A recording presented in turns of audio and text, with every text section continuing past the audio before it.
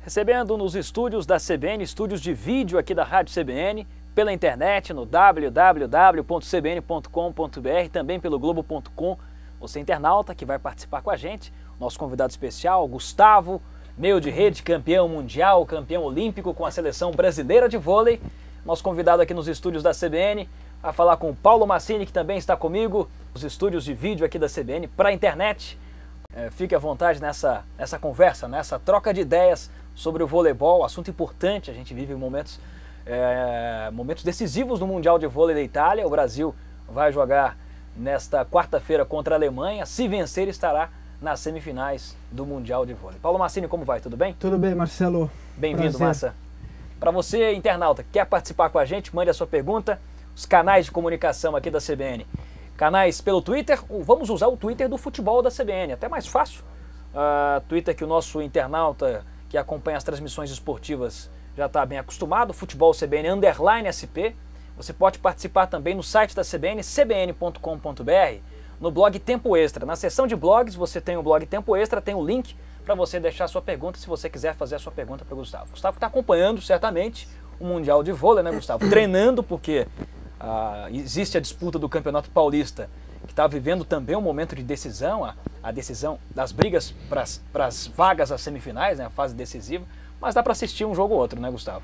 Dá, durante os treinamentos, né, a gente tenta saber do resultado do Brasil, né, e até os outros jogos mundiais, que agora fase decisiva, então são muitos jogos difíceis e decisivos, né, e voltando no Paulista, faltando 3 rodadas para acabar a fase classificatória, né, ainda estamos em primeiro, estamos com uma derrota, perdemos o último jogo para o Vôlei Futuro de 3-0, então temos que nos recuperar aí no campeonato. Sexta que vem agora é contra Campinas, lá em Campinas, então um outro jogo duro, que vem sendo a tônica desse Campeonato Paulista. Pois é, e tá gostando da seleção? É uma seleção que tá enchendo os olhos do torcedor ou ainda não jogou tudo que pode render de fato? A gente sempre espera mais da seleção, né? Eu acho que o torcedor sempre espera que a seleção dê show, que a seleção jogue bonito, mas eu acho que o mais importante é o resultado, né? Eu acho que conseguimos um grande resultado contra uma equipe até desconhecida da gente, né? Que é a República Tcheca, uma grande surpresa pelo voleibol que apresentou naquele jogo. E parabéns ao Brasil, que fez um grande jogo. Murilo jogou muito, né? Já vem jogando aí, até sou um pouco mais, eu falo dele, né? Porque ele realmente está jogando um grande voleibol. O Rodrigão também, que no bloqueio tá brilhando aí no Mundial, então torcer que tem uma decisão contra a Alemanha agora. Massini. Eu queria, já que você tocou no assunto, quem joga mais vôlei? Você ou seu irmão? Eu sei que são posições diferentes, mas como que o irmão vê o outro jogando na seleção brasileira? Quem é melhor? Olha, digamos que uns 5, 6 anos atrás eu era um pouquinho melhor que ele, né? Até porque ele não tinha experiência e ele ainda não jogava. Mas falando de hoje, ele está muito melhor, realmente está num nível físico e de concentração e técnico, né? Acima aí de qualquer outro jogador do Brasil nesse momento. Certo, agora é inevitável, eu tenho que te perguntar isso porque o mundo do esporte ficou bastante aborrecido com a seleção brasileira de vôlei, com tudo que aconteceu por causa do regulamento, o fato da equipe ter perdido o jogo, né, para a Bulgária. Eu queria saber, o cidadão, Gustavo, é difícil separar o atleta do cidadão, mas esse gaúcho lá de Passo Fundo, o cidadão, o cara que tem filho, que certamente vai colocar os filhos para praticar esporte, porque a gente imagina que essa seja uma grande saída, né, para formar o cidadão e depois o atleta. Como que você viu isso? Realmente foi difícil, né? Eu, como você bem citou, como cidadão, realmente fiquei muito chateado, fiquei envergonhado, senti que aquele não era aquela seleção brasileira que todos nós torcíamos, todos nós vibrávamos com elas, acordávamos de madrugada, né, quando tinha os jogos fora do Brasil. Mas eu tenho um lado atleta também, que eu entendo eles, né? Nós tivemos o problema de saúde do Marlon, então ele não pôde estar presente com a seleção, com certeza ele jogaria aquele jogo se ele estivesse em condições normais. E o Bruno, que acordou com febre na noite anterior. Então eu entendo o lado do Bernardi de não querer arriscar o único levantador que ele tinha no momento. Então o que ele fez? Ele teve que improvisar algum jogador, o Theo no caso, que foi, né, que é um oposto, um atacante, para poder levantar. E aí não tem entrosamento, não tem nada, porque ele vai jogar o sim, vai jogar para frente e para trás. E aí facilitou para a equipe da Bulgária. Repito, realmente foi vergonhoso, mas tem os dois lados, a gente tem que analisar os dois lados. Se tivesse o Marlon, eu com certeza diria que o jogo seria pau a pau. E aí o Brasil não é de ficar escolhendo adversário, até porque de Cuba, tudo bem, nós perdemos de 3-2 na primeira fase, mas ganhamos na Liga Mundial, na fase final da Liga Mundial de Cuba. Então não é esse bicho papão que estão dizendo que Cuba é. Então realmente, como você bem citou também dos meus filhos, é óbvio que eu vou educar os meus filhos através do esporte. Eles já fazem esporte, né?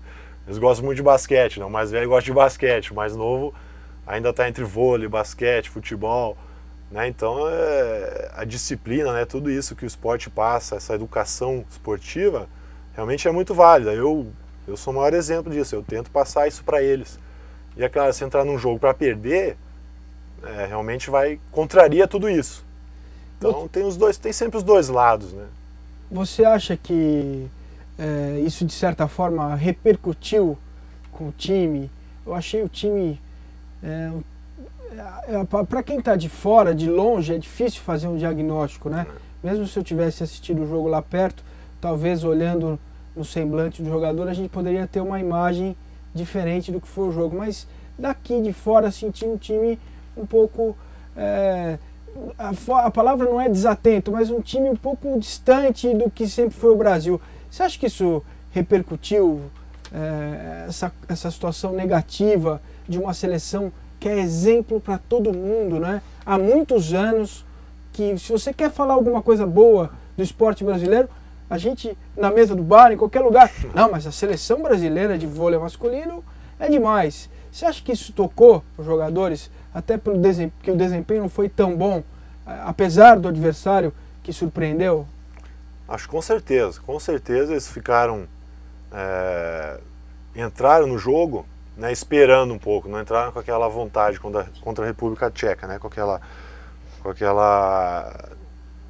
garra habitual que a seleção sempre entra.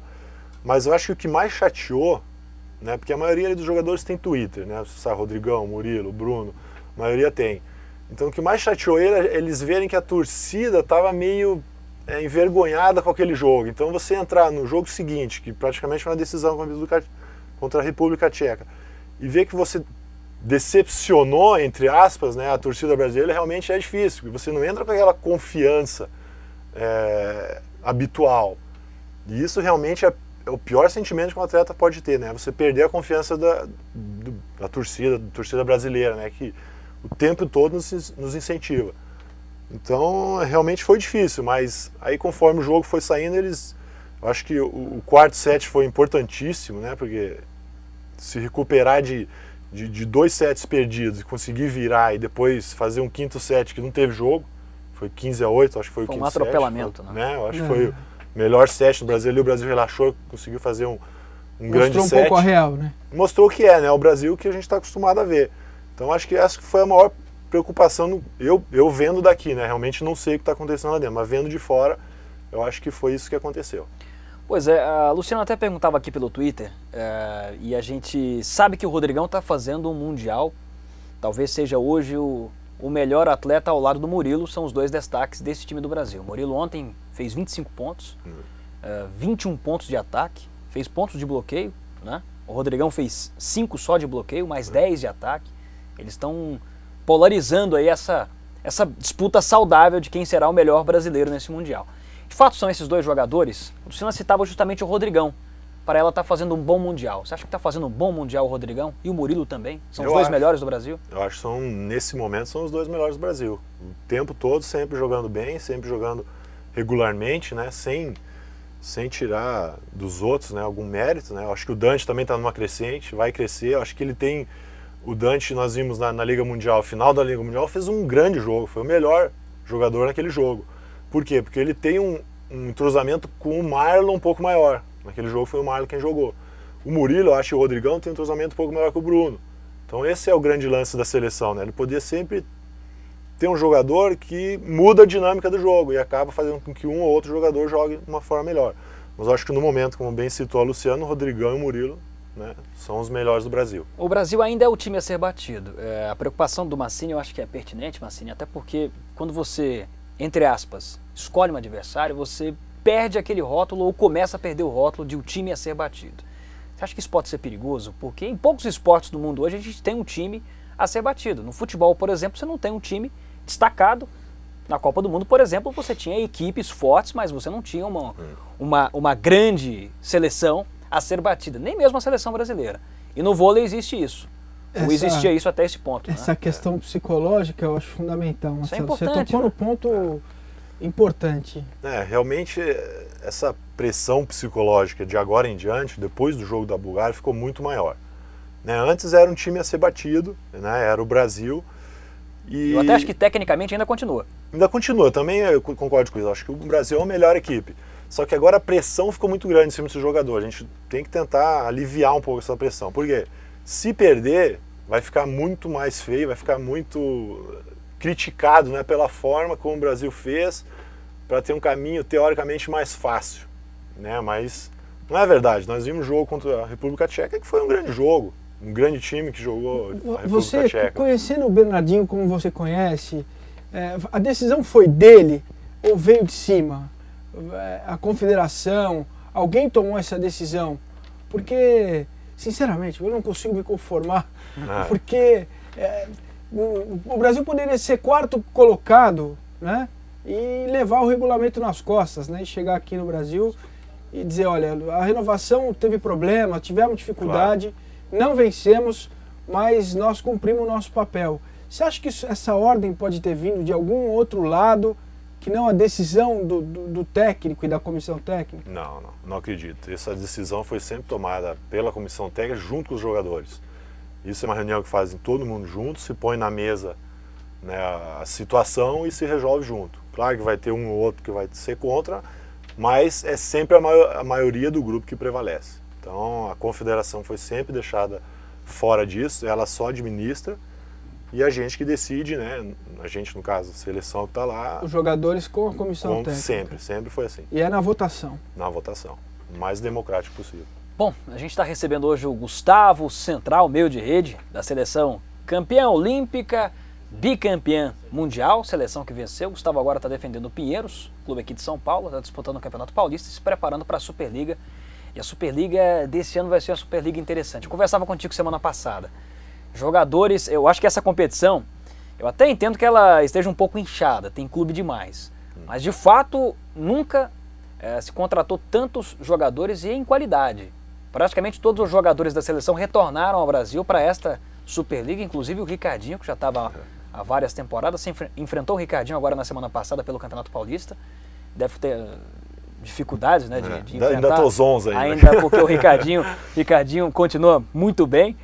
Vai ser uma Superliga interessante, não, Gustavo? Vai ser. Eu acho que vai ser a melhor de todos os tempos.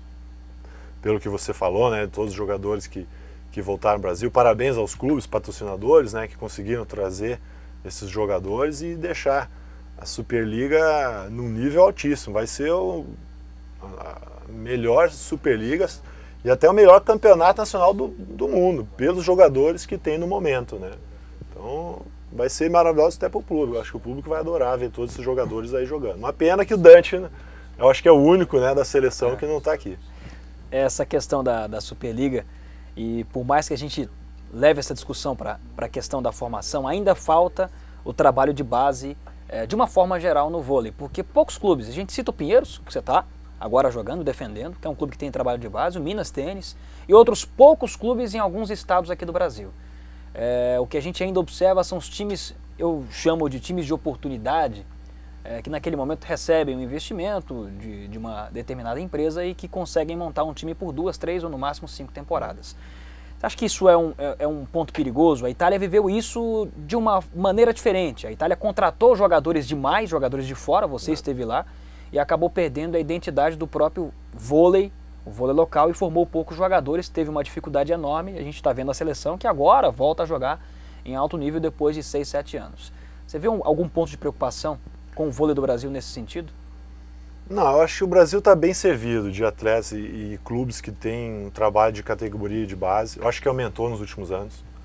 Acho que foi uma exigência da Confederação Brasileira que os clubes invistam também nas categorias de base. Como você bem citou, o Minas, acho que o Minas e o São Bernardo, né, que é o antigo Banespa, são os melhores nesse sentido, estão sempre revelando grandes jogadores para a Superliga, para os seus clubes e até para a seleção.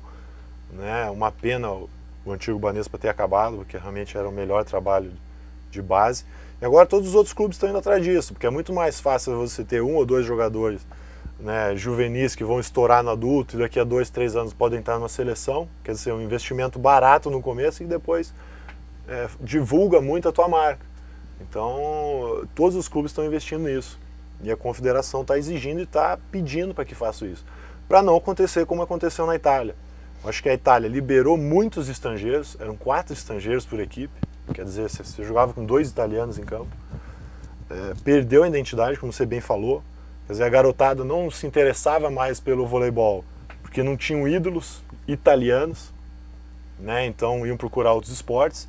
E agora estão tentando diminuir, agora já são 3 estrangeiros. Então eles estão tentando resgatar esses 10 anos que eles perderam de grandes jogadores para a seleção, né? Ou de grandes ídolos que precisam para a garotada realmente se espelhar e poder praticar o voleibol. Você acha que o Brasil está evoluindo nesse aspecto? Quer dizer, da formação de uma rede de novos talentos? Porque, traçando um paralelo com o futebol, a gente vê o trabalho da seleção muito forte, a integração com a base, um trabalho muito forte e competente.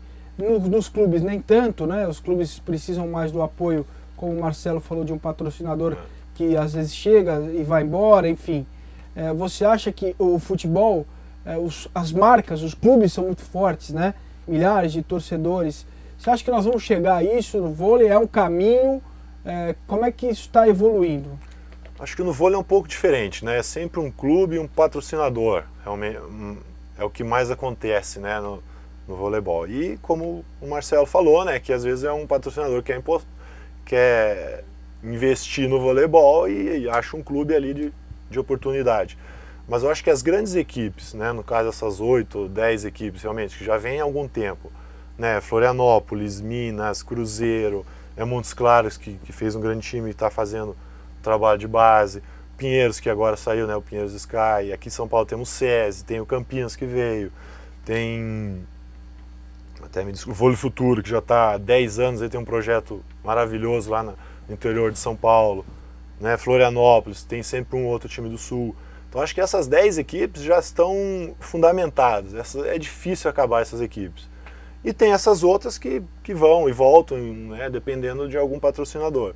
Mas acho que essas 10 equipes estão fazendo um trabalho de base a nível do futebol, como é do futebol, né, que não sei quantas crianças, desde do mirim até o juvenil, praticando o esporte e sempre dando bons frutos. Paulo André pergunta se você vai jogar por mais 2 ou 3 anos. Está pensando aqui em Jogos Olímpicos de 2012. Falávamos sobre esse assunto. Jogar você vai jogar até 2012? Jogar eu vou jogar até 2012, né? E a seleção? Por clube, a seleção é essa... Você roubou minha pergunta. A pergunta é boa. Seleção depois 12 anos de seleção, né? Isso. 6 títulos da Liga. Eu tive que anotar porque eu não ia conseguir decorar. São muitos títulos, né? 2 mundiais, 1 Olimpíada, fora as outras medalhas que são importantes, que você também conquistou. E o título de melhor bloqueador do mundo. Isso, quer dizer, acabou seleção, para você não dá mais? Eu acho que depois que eu tomei a decisão em 2008, né, depois das Olimpíadas, de realmente parar com a seleção, eu não... Sinto muita vontade, isso eu não tenho como negar. Gostaria muito de estar jogando esse Mundial, até por tudo que está acontecendo, gostaria de estar lá dando o meu apoio, que seja como o Giba está fazendo, né, está sendo um grande capitão, está passando informação, conversando com o Bernardo, conversando com a equipe o tempo todo. Não é mais a técnica, é o físico, o que está fazendo a diferença, Gustavo? É o físico, né, realmente é o físico. Eu tenho que me resguardar para poder jogar em clube ainda por mais tempo, porque em seleção você não para. Você vê, vai acabar o Mundial dia 10, dia 16 tem Pinheiros contra o SESI. E aí, o Murilo, o Sidão vão jogar? O Vôlei Futuro tem o Vissoto, o Lucão, o Mário Júnior, eles vão jogar, não vão jogar? Não dá para dar uma folga para eles, porque tem os patrocinadores também que querem que a gente esteja ali, entendeu? No nosso caso, o Gigo, o Fora Rodrigão. a necessidade da questão técnica dos times. Fora né? que são grandes jogadores que fazem falta em qualquer time, né? Então, eu realmente tomei essa decisão e agora eu vou seguir carreira só em clube. Ter meu mesinho de férias ali para poder aguentar o outro ano. Tá igual funcionário público, né? Carteira assinada, um mêsinho de férias. Graças a Deus. O corpo pede uma pausa? Pede, chega uma hora que ele pede. Realmente... O que mais incomoda? As dores. Joelho? Joelho, costas, as costas e o ombro. No voleibol é mais isso.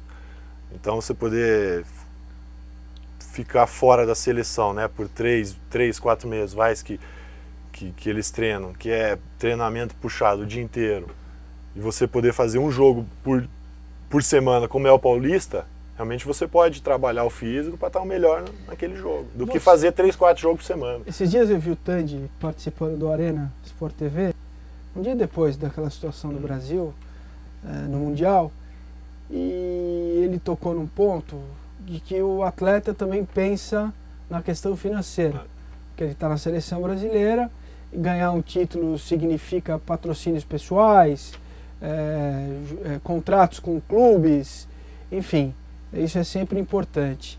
E o Tandy falou a respeito de que também no vôlei, hoje ele conhece, ele não citou nomes, atletas que não têm onde morar, que passam dificuldade financeira e que serviram de alguma forma a seleção brasileira. Você já sabe o que vai fazer quando parar? Como é que é o lado humano? Esse é o meu maior medo, né? Não ter o que fazer quando eu parar. Porque realmente eu não tenho a faculdade, não tenho um estudo assim para poder exercer algum trabalho e poder ter um plano de carreira, alguma coisa assim. Eu não tenho. Ninguém tem, nenhum atleta tem, né? Então eu me preocupo muito, não só comigo, mas com a minha família também. O que eu vou fazer com os meus filhos quando eu parar de jogar vôlei? Então, como o Tandy falou, eu vi essa entrevista dele, acho que foi perfeito. Né? Aqueles que estão de seleção, que ficaram muito tempo na seleção, que jogaram na Europa, conseguiram guardar um bom dinheiro, vão ter uma tranquilidade. Né? Mas mesmo assim tem que trabalhar, tem que achar um trabalho. E agora aquele jogador que ganha R$1.000, R$1.500 por mês e um time de oportunidade, como você bem falou, Marcelo, que o patrocínio entra no ano, outro ano sai. Né? Esse cara às vezes fica 5, 6 meses sem ter um time onde jogar. Né? E a gente não tem carteira assinada, a gente não pode pedir o seguro-desemprego.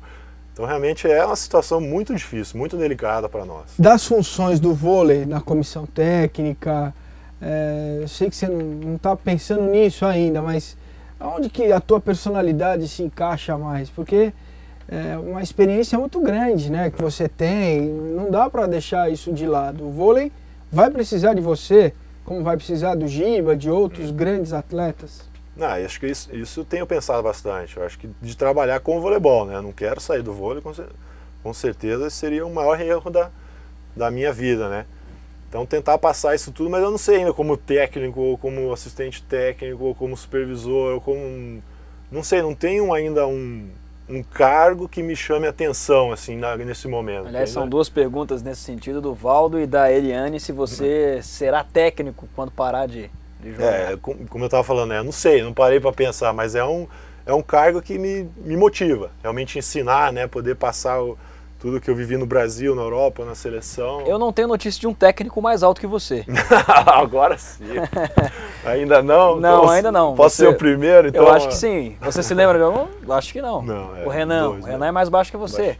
O Giovanni tá ali, Giovanni, quase. Giovanni é um pouco mais baixo que você. O Giovanni é uma grande surpresa, né? Eu acho que parou e conseguiu ser técnico, foi técnico em Joinville, agora tá técnico do Sérgio, já foi campeão paulista, quer dizer, já conseguiu, tá montando a história dele aí, né? As funções do voleibol dentro da quadra, hoje quem mais sofre é o líbero? Ou você acha que ainda o central é quem pega o trabalho mais pesado em quadra? Acho que dividiu, né? Depois da entrada do líbero, o central digamos, uma descansada muito boa, deu uma melhorada. Que você pode, né? Não precisa fazer o fundo de quadra. Isso, exatamente. Você não treina tanto defesa como os outros, quer dizer, você já treina um pouco menos, que é uma vez só. Você só defende como você saca. Quando você acerta o saque, né? Quando você não acerta, você vai direto pro banco. Então eu acho que deu uma melhorada na qualidade de vida, digamos assim, do central, quer dizer, pode jogar por mais tempo. Mas o líbero e levantador são os que mais treinam. Porque defender é difícil para vocês, né? Que tem mais de 2 metros, 2,4, 2,5. Tirando o bloqueio, né? Não, eu falo a defesa do fundo sim, de quadra. claro. Né? A passagem no fundo era algo bem pesado para vocês. Tinha que ter uma paciência enorme, né? Porque e o trabalho quando de passe, defendia uma bola era uma porque festa. a gente fala trabalho de passe, quem não está acostumado com um treino de voleibol e quem acompanha um trabalho de passe, quando o time quando o técnico põe os seus melhores passadores para receberem ali os saques, é praticamente um batalhão atirando contra 3 profissionais, 3 jogadores de vôlei que ficam do lado de um lado da quadra e todos os outros sacando. Exatamente. Isso é puxado. Isso é puxado.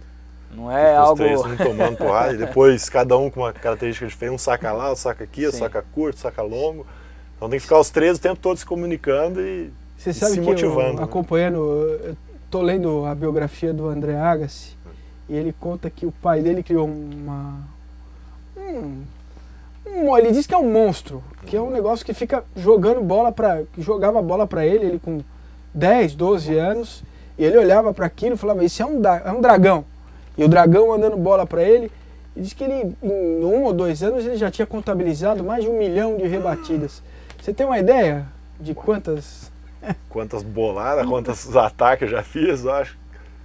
Mas não faço ideia, mas deve ser mais disso aí, com certeza. Quantos jogos você já marcou? Quantos jogos você já fez? Também não faço ideia. A média por temporada?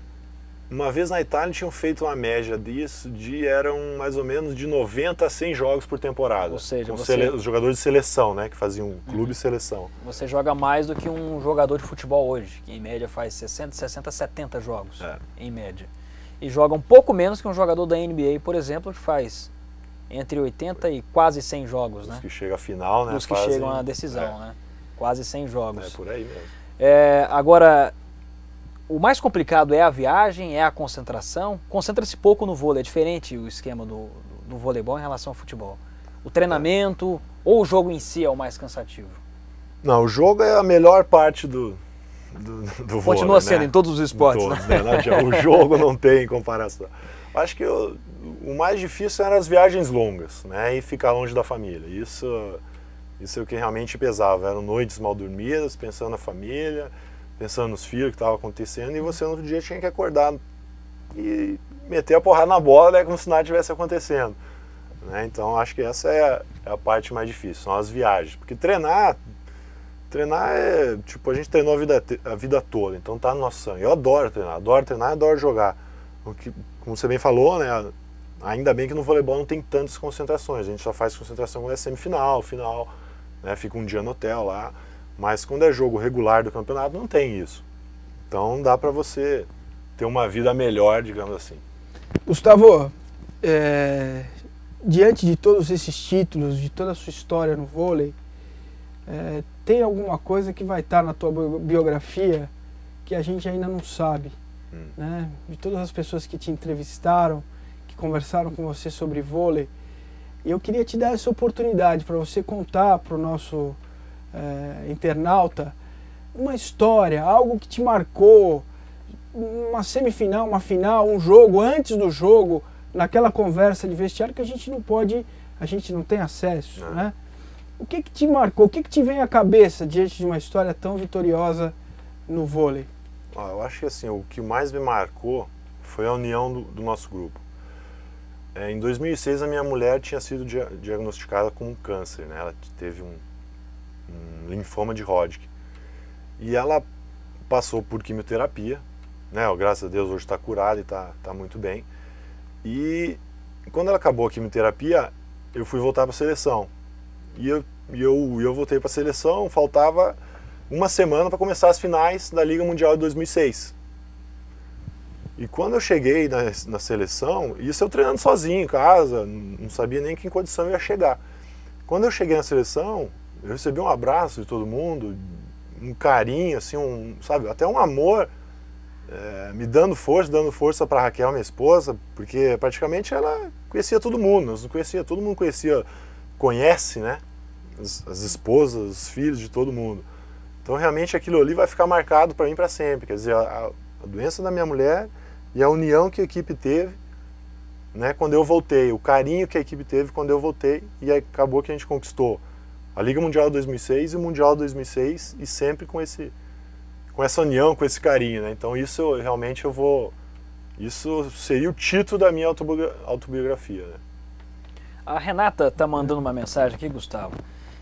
Você pode fazer chegar aos jogadores da seleção que nós não estamos decepcionados, está dizendo aqui a Renata, que nós temos orgulho deles e que entendemos o que foi feito, independentemente de ter sido uma escolha fácil ou difícil. E pergunta para você se parte da imprensa está sendo injusta e que as carreiras deles, ela completa, se você acha que essas carreiras dos jogadores que estão na seleção, neste momento estão manchadas. É a pergunta da Renata, nossa internauta que participa com a gente aqui. Primeiro agradecer a Renata, né, por ainda ter orgulho, por ainda não estar decepcionado com a seleção, isso é muito importante pra gente, a gente saber disso, que a torcida está do nosso lado. Qual que era a pergunta? Se existe uma parte da imprensa que está sendo injusta. Não, eu acho que o trabalho da imprensa é esse, né? Ela vai criticar, vai elogiar, dependendo dos resultados da seleção, né? Eu acho que o jogo como foi, tá certa em criticar. Acho que cada um tem a sua opinião, a imprensa também, né? Alguns pegam mais pesado, outros menos pesado, mas é o trabalho deles e eu respeito, né? Agora, sobre as carreiras estarem manchadas, vai depender muito do resultado final, né? Dependendo se for uma derrota, e sendo sincero, se tiver uma derrota, realmente todo mundo vai lembrar daquele jogo e relacionar, né, a derrota com aquele jogo da Bulgária.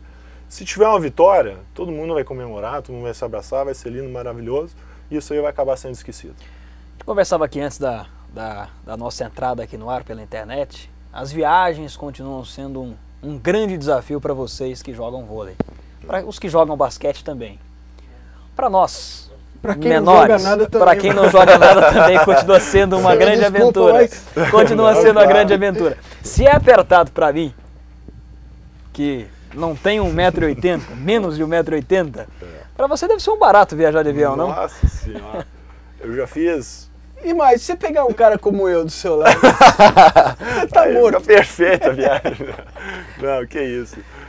Eu me lembro muito bem que fiz a primeira vez na Liga Mundial, né, que eu participei em 97, pegamos o Japão na chave. Aí fizemos mais de 30 horas de viagem, até Los Angeles, Tóquio, mais uma cidade ainda do Japão. Eu cheguei no Japão, doía tudo, eu não conseguia levantar da cadeira praticamente do avião. Né, as costas, o joelho, o tornozelo, e incha, né, depois de um certo tempo de viagem você fica mais inchado. Então realmente é mais uma superação que não só nós, mas todos passam, porque realmente o espaço é micro. Quer dizer, as companhias aéreas visam realmente só o lucro, né? Então, não o bem-estar no caso dos passageiros. E continua, porque o jogador de vôlei, você, por exemplo, acaba o treino, você tem que ir direto para o gelo.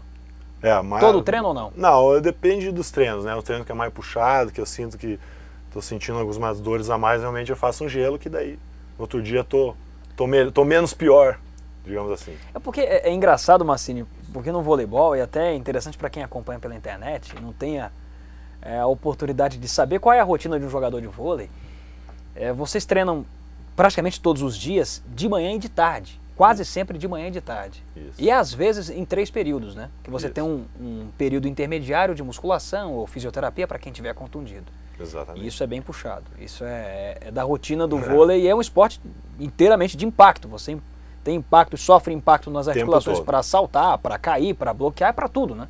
Para tudo, exatamente. Até na defesa, para dar o peixinho, para você se deslocar, tudo é impacto no voleibol, né? Então, a gente faz musculação pela manhã, e alguns treinos a gente faz a musculação e a bola, faz esse treino de defesa, de passe, como você bem frisou há pouco tempo aqui, né? E à tarde é o treinamento mais tático, que é o 6 contra 6, que aí realmente o fogo... Pergunta interessante da Ju, qual a seleção você acha que é a melhor? Se é a da geração de prata, de 84, se é a de 92, a que venceu os Jogos de Barcelona, ou se é essa geração vitoriosa que iniciou o trabalho com o técnico Bernardinho, pegou os 2 mundiais, 2002 e 2006, com a Olimpíada no meio do caminho em 2004. Boa pergunta, né? Boa, ótima pergunta, eu gostei. Pergunta. Realmente assim... Até porque você é quem vai responder. Obrigado. Eu acho que pelos títulos, pelo número de títulos, eu acho que essa geração do Bernardinho é a melhor. Mas agora, falando tecnicamente, acho que essa de 84 era uma das melhores, porque dava espetáculo, tinha variações de jogadas que hoje a gente não vê mais. Era um voleibol muito romântico, digamos assim. Um certo pioneirismo, né? Exatamente. Eles começaram, eles que mudaram o tipo de jogar voleibol realmente, né? Com todos aqueles cruzamentos. Né? Cruzamento, quando a gente fala, é quando os atacantes se mexem. Hoje a gente vê o Murilo só ataca naquela posição. O Rodrigão só ataca pelo meio, né? O Vissoto só ataca pela saída. E eles não, eles atacavam aqui, outro atacava lá, era uma confusão. E não tinha que bloqueio que achasse eles. A de 92, eu acho que juntou um bando de garotos, né? No caso Giovanni, Tandy, o Marcelo Negrão, que tinha 18 anos, naquela 18, 19 anos. Né? E deu tudo certo. Também jogava um voleibol muito bonito, mas muito mais eficiente, né? Tinha bloqueio, tinha ataque, tinha defesa, tinha tudo.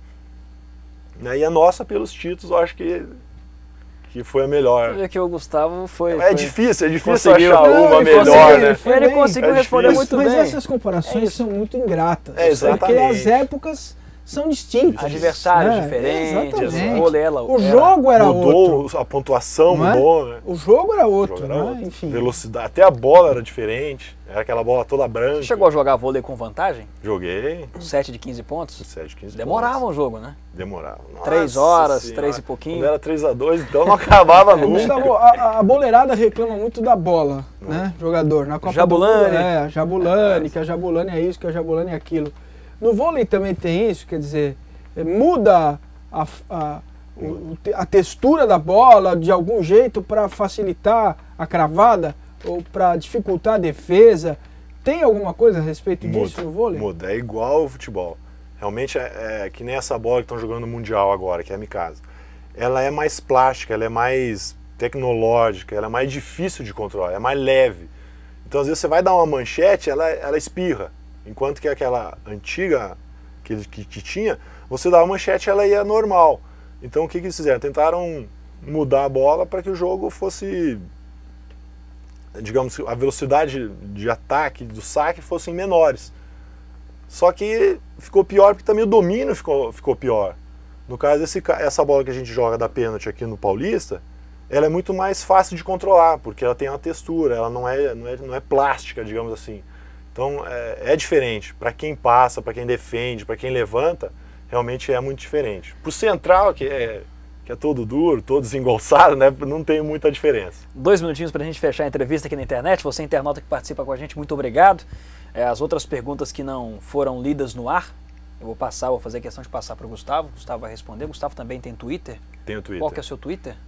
Gustavo Vôlei em inglês, com 13. Y no final, não é isso? Isso, com Y no final. Gustavo Vôlei 13. Tá legal. Qual o seu grande amigo das quadras? Grande amigo? Eu acho que assim, o que eu mais convivi é com o Giba. Com 15 anos, o Giba e o Ricardinho, no caso, né? A gente veio desde aquela geração de 94, seleção juvenil, e foi junto aí até agora, praticamente. E por que o Ricardinho saiu da seleção? Isso aí. Tá acabando o tempo já. Essa pergunta já foi feita várias vezes. Mas né? ninguém responde. Ninguém responde. Eu não vou conseguir responder também, porque realmente foi uma perda muito grande, né? Ninguém queria, ele não queria, nós não queríamos, mas ele não quis voltar depois que ele saiu, né? Então mas por que ele saiu? Porque, sabe o que eu acho? Sabe que isso dá margem para uma série de especulações, né? Porque ninguém fala... Hoje acho que você pode falar, você tem um outro comprometimento já. Não pode falar. Não pode. Pela amizade que eu tenho com ele, eu não vou voltar nesse assunto, né? Acho que a gente conseguiu, depois de tudo aquilo, passar por cima. Joguei com ele no Treviso 1 ano, depois de tudo aquilo que aconteceu. Então, pelo respeito pela nossa amizade, eu acho que vamos continuar especulando. Você não pode nem dar uma dica? Se foi relacionamento, se a questão é problemas pessoais. Dele com o grupo ou dele com o Bernardo? De todos, geral. Bom, eu tentei, né? Não, mas foi uma boa resposta. Já começamos a destrinchar. Esse assunto. O assunto que começou em 2007, para você ver que esse assunto veio longe. Se nosso bloqueio triplo agora aqui vai ser desfeito. Massini, que jogou hoje como oposto, tá? Oposto, ótimo. não. Oposto. Sempre na diagonal, levantador, Bola livre de da peso, defesa. eu diria. É a bola de segurança aqui da nossa entrevista. Marcini, obrigado. Obrigado, Foi um prazer. Marcelo. Um abraço. Legal. Até a Gustavo, próxima. obrigado pela Obrigado, participação aqui Marcelo. nos estúdios da CBN. Olha, você que está na Gustavo, internet, muito bom, hein? cbn.com.br, a gente vai colocar o link no YouTube, no legal. YouTube da CBN, vai estar na página da CBN, no Twitter do Futebol da CBN, que também o pessoal gosta, no futebol também gosta do vôlei, Também. Futebol CBN _SP. Colorado. Colorado, é? Opa. Vai ser campeão Nossa, Deixa eu brasileiro. dar umas saudações coloradas tá aí. certo. Saudações coloradas. Tá mais alto do que já é, né? Tá bem o Colorado, tá bem o Colorado. Gustavo, foi um prazer, obrigado pela participação, sorte nesse Campeonato Paulista. Gustavo, que hoje é central do Pinheiros Sky, tá disputando o Paulistão e vai disputar também a Superliga, tá ligado na seleção que joga nessa quarta-feira aí contra a Alemanha, se vencer, estará nas semifinais do Mundial. Valeu, Gustavo, obrigado. Obrigado a todos vocês. Vamos torcer para a nossa seleção, né? Acho que é um jogo decisivo e o Brasil cresce muito nesses jogos. Então, continue sentindo orgulho, né? E torcendo pela seleção e esqueça aquilo que aconteceu contra a Bulgária. Obrigado a vocês todos. Legal. Continue no cbn.com.br, programação pela internet em áudio, em vídeo. Você pode ouvir as matérias, também acompanhar por vídeo o que aconteceu, o que passou aqui nos estúdios da CBN, o que se passou nessa entrevista bacana com o Gustavo, com o Paulo Marcini. É isso. A Rádio CBN é a rádio que toca a notícia também no esporte.